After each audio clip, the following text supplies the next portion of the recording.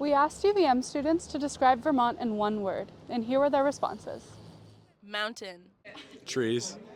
Outdoors. Green. Tree. Progressive. Clean.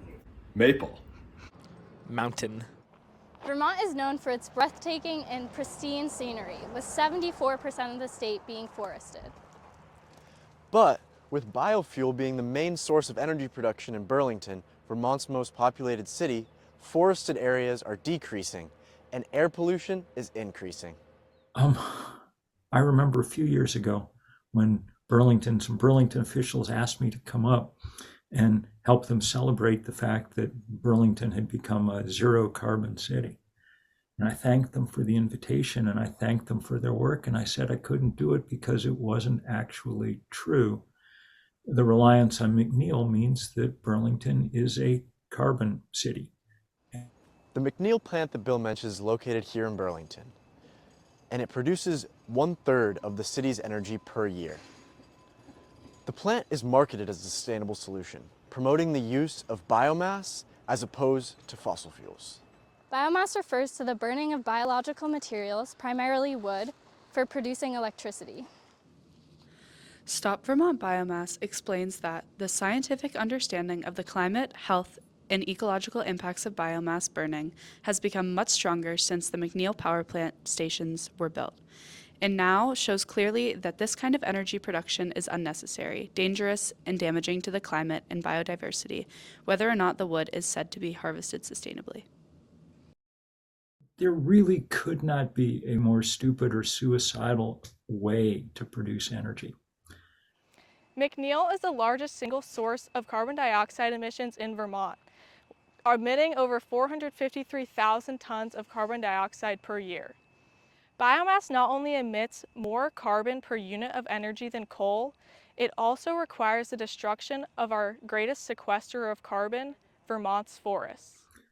It's true that given enough time, you might be able to regrow a forest that sucks up some of that carbon from the atmosphere, but enough time is precisely what we don't have. McNeil is the largest single source of pollutants such as formaldehyde, methane, and carbon monoxide in Vermont. The effects of these pollutants are not felt equally throughout Burlington.